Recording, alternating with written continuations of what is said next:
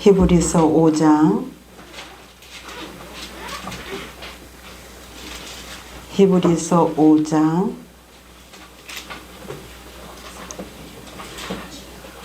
8절부터 10절까지 읽겠습니다. 우리 짧은 구절이니까 한 목소리로 함께 읽겠습니다. 357페이지입니다.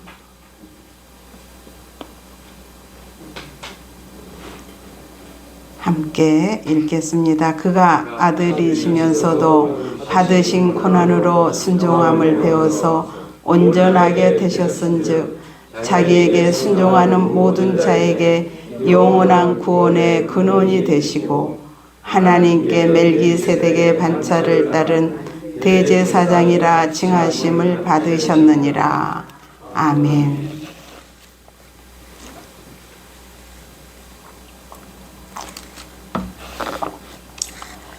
이 성경 히브리서 말씀은 다른 성경과 달리 다른 성경은 다 저자가 있습니다.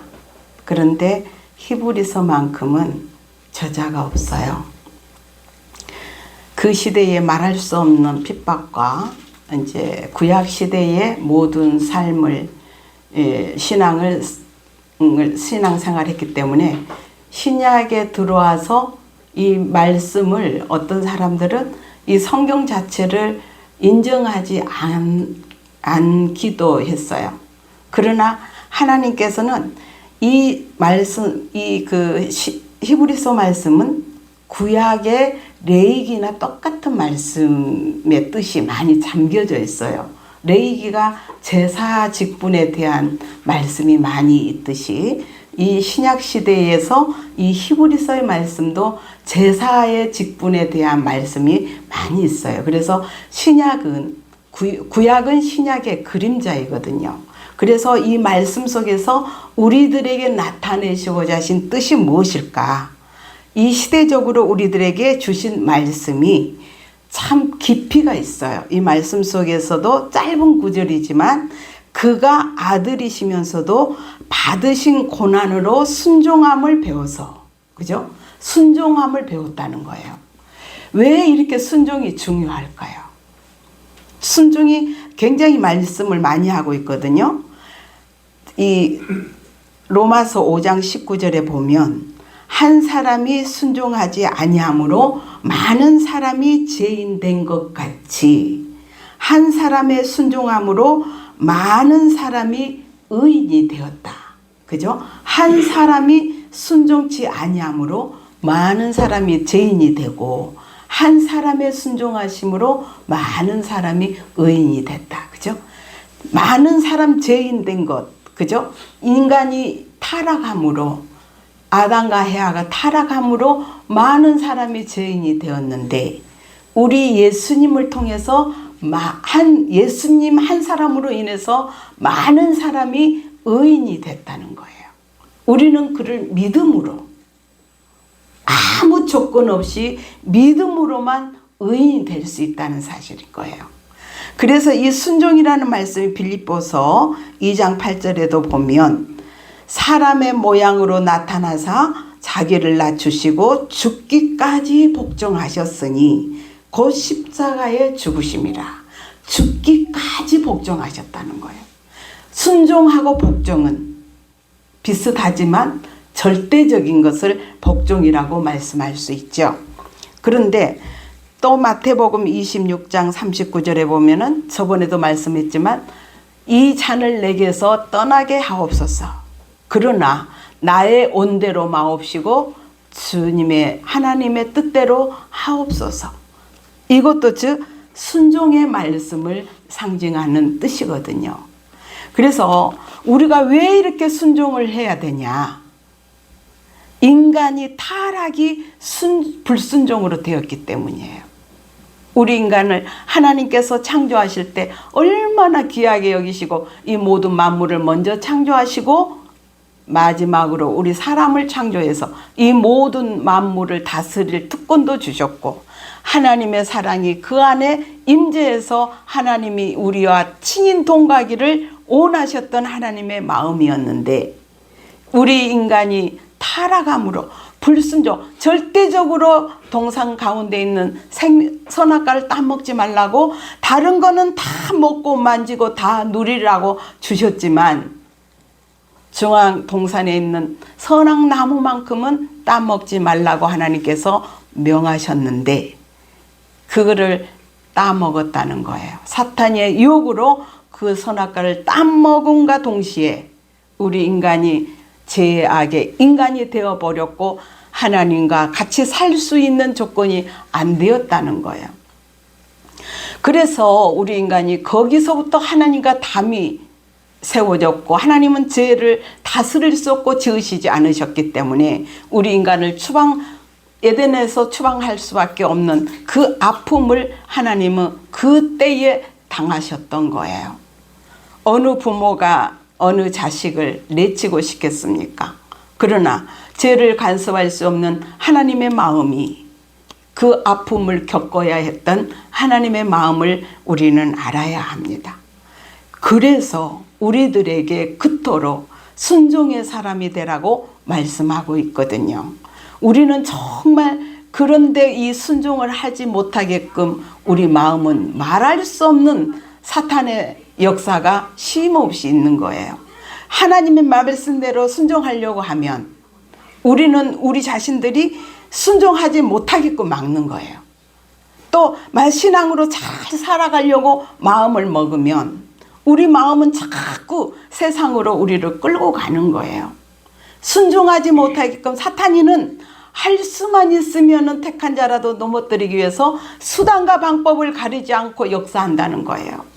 그래서 한 사람이라도 자기 자식, 지옥 자식 만들기 위해서 역사를 한다는 거예요. 그런데 하나님께서는 참고 기다리시고 하루가 천년같이 천년이 하루같이 기다리시면서 오늘도 그 순종의 사람을 바라시고 원하시는 하나님 앞에 우리의 삶을 드리는 것 자체가 그 순종이라고 우리는 말씀하고 있습니다.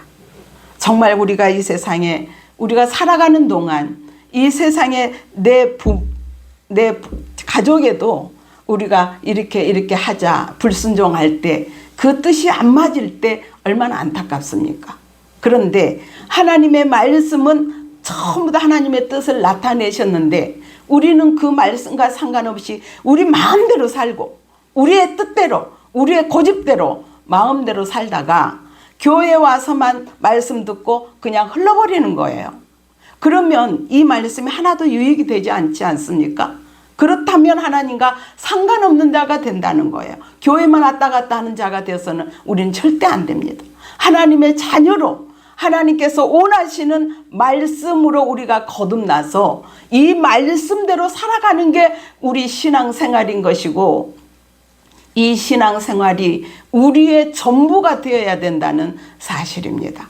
그래서 우리가 이 말씀을 하나님의 뜻을 나타내신 이 말씀 속에 우리는 순종함을 배워서 예수님도 온전하게 되셨은즉 우리도 그 발자취를 따라가야만이 하나님의 사람으로 설 수 있다는 사실입니다. 우리가 그래야 하나님의 자녀가 된다는 사실입니다. 하나님의 뜻대로 행하는 자야만이 하나님의 성품에 참여할 수 있고 하나님의 뜻에 우리가 하나가 되어서 하나님과 신인 동거할 수 있다는 사실을 우리는 잠시도 방심해서는 아니 됩니다. 우리의 삶 속에 전체가 온전히 하나님 앞에 드려진 삶, 우리 인생이 얼마나 남았는지 우리는 누구도 예측할 수가 없습니다. 나이가 있는 사람이나 적은 사람이나 오늘이라도 부르시면 우리는 가야 되는 하나님의 백성들. 그런데 하나님 앞에 설 수 있는 우리의 자신들이 되어 있는지 날마다 이거를 검토해 보지 않을 수가 없습니다. 우리는 이 세상에 살기 위해서 사는 것이 아닙니다. 영원한 나라를 위해서 하나님의 나라를 위해서 하나님 앞에 서기 위한 우리의 삶이기 때문에 이게 가장 중요한 우리의 목적이고 표대입니다. 여기에서 우리가 조금이라도 흐트러져도 안 됩니다. 우리의 자신 모든 어디에서 무엇을 하든지 우리의 마음을 못 두고 우리의 중심을 하나님 앞에 들여놓고 생활을 한다면 우리는 어디에서나 하나님과 교통하심이 끊이지 않으리라 믿습니다. 저와 여러분은 정말 죄악으로 타락으로 죄악에 들어와 그 죄악의 건성이 우리 심령 속에 날마다 도사리고 있습니다. 죄악을 짓기 위해서 만든 그런 성품에 우리가 있기 때문에 늘 우리의 마음속은 죄악이 나를 요동칠 때가 많이 있습니다. 그러나 이거를 우리는 초월하지 않으면 이 모든 죄악과 싸워 편리기까지 우리가 대항해야만이 이길 수 있다는 거예요. 예수님께서도 3대 시험을 당했습니다. 마귀한테 당했습니다. 그러나 예수님이 말씀으로 물리치듯이 우리도 마찬가지입니다. 지금 우리들에게도 그 시험이 없는 게 아니거든요. 명예욕, 물욕, 정욕, 이 모든 죄악으로 우리를 얼마나 흔드는지 모릅니다. 그러나 우리는 거기에 흔들림 당해서는 아니 된다는 거죠. 이 세상에는 적당한 대로 우리의 삶 속에 법에 걸리면은 이 세상에도 우리가 잘못하면은 교도소에 가게 돼 있습니다. 우리는 잘못하면 영원히 타는 불에 들어갈 수밖에 없습니다. 하나님 앞에 서지 못하면 우리는 하나님 앞에 정말 그 책망은 피할 수가 없는 겁니다. 이 세상에 사는 동안 우리들에게 주어진 이 삶을 온전히 하나님 앞에 드려져서 후회하지 않는 삶, 하나님께서 원하시는 그 분량에 이를 수 있는 삶, 예수님의 말씀대로 정말 우리가 순종의 사람이 되어서 하나님의 기쁘신 뜻을 이루는 저와 여러분 되기를 간절히 바랍니다. 그래서 온전하게 그가 아들이시면서도 받으신 고난으로 순종함을 배워서 온전하게 되었은즉 자기에게 순종하는 모든 자에게 구원의 근원이 되신다고 말씀하고 있습니다. 이 구원의 축복은 우리가 정말 영원한 세계 가면은 이보다 더 큰 축복이 어디 있겠습니까? 이 세상에 아무리 부가 있고 아무리 영광이 있고 이 세상에 아무리 기쁨이 있다 할지라도 영원한 세계에 비할 수가 없습니다. 우리가 이렇게 참 하나님의 지나고 보면 하나님의 은혜 안에 우리가 살면서도 하나님의 은혜를 모르고 이 구원의 큰 축복을 우리가 알지 못하기 때문에 아직도 우리의 생각에 묻혀서 산다는 사실입니다. 그러나 우리는 내 생각을 완전히 버리고 오직 말씀과 삶으로 하나님 앞에 우리가 드리워질 때에 하나님의 영광이 우리 안에 거하시고 우리가 주님께서 우리 안에 거하신다면 우리가 어떤 죄악의 마음을 품을 수 있겠습니까? 저와 여러분은 정말 하나님의 자녀로서의 온전한 삶을 살아가기를 간절히 바랍니다. 10절에 보면 하나님께서 멜기세덱의 바차를 따른 대제사장이라 칭하심을 받으셨다고 말씀하고 있습니다. 멜기세덱은 그죠? 대제사장이라는 거예요. 예수님을 상징하기도 합니다. 창세기 14장 18절에 보면은 멜기세덱이라는 말씀이 나오고 있습니다. 그거는 높으신 하나님의 제사장이라는 뜻을 말씀하고 있습니다. 근데 이것이 바로 예수님을 상징하는 거거든요. 구약 시대 때부터 내려오신 말씀이거든요. 그래서 멜기세덱은 이름도 없고 족보도 없고 시작도 없고 끝도 없다는 뜻을 상징하고 있어요. 근데 이 말씀 속에 우리 예수님이 그죠? 시작한 날도 없고 끝도 없어요. 예수님 성탄이 예수님 생일 아닌 거 아시죠? 또 끝날도 몰라요. 정확한 날을. 그러나 역사적으로 사실인 것은 예수님이 돌아가신 십자가의 그 생활이 정말 우리들에게 확실하게 보여주고 있지만 그 날과 그 시는 모른다는 거예요. 예수님 나신 날도 마찬가지, 또 가신 날도 마찬가지. 그래서 예수님을 상징하는 예표의 뜻으로 우리들에게 멜기세덱의 반차를 쫓는 멜기세덱이라는 이 뜻을 주셨는데, 크게 말씀하면 이 말씀은 대제사장이라는 거예요. 대제사장은 모든 고난이 있다는 거예요. 모든 것을 다스릴 수 있는 고난. 이게 축복이죠. 그러니까 우리도 예수님의 반차를 쫓는 우리 자신들이 돼야 되기 때문에 예수님께서 우리들에게도 그러한 특권을 허락해 주신 거거든요. 그래서 우리도 왕 같은 제사장이라고 성경은 말씀하고 있어요. 그래서 우리는 너무나 예수님과 동떨어진다고 생각을 해요. 근데 성경은 우리와 예수님과 우리도 예수님과 같이 되라고 말씀하신 말씀을 우리는 알아야 해요. 왜냐하면 하나님의 자녀로 우리는 다 지음받았잖아요. 그래서 타락으로 인해서 하나님의 자녀의 모든 것을 상실해버리고 다시 하나님의 자녀로 돌아가는 게 우리의 궁극적인 목적이기 때문에 하나님의 그 창조에 맞는 하나님의 사람, 그 창조의 하나님의 사람으로 우리가 완전히 완성되기를 원하신다는 거예요. 그래서 하나님의 내가 온전한 같이 너희도 온전하라고 말씀하신 이 말씀 속에서도 우리들과 하나님은 우리를 창조하신 그 형상대로 우리를 다시 지음받는 그 형상대로 우리를 세우시기를 원하신다는 거죠. 우리는 그러한 사람이 되어서 정말 하나님 앞에 우리는 흠가티가 없는 하나님의 자녀로서 온전하게 되었은즉 우리도 자기를 따르는 모든 자들이 온전하게 되기를 원하는 하나님의 말씀으로 우리도 완전히 재창조함을 받아 하나님의 사람으로 완성을 이루어가는 우리 주원의 식구들 되기를 간절히 바랍니다.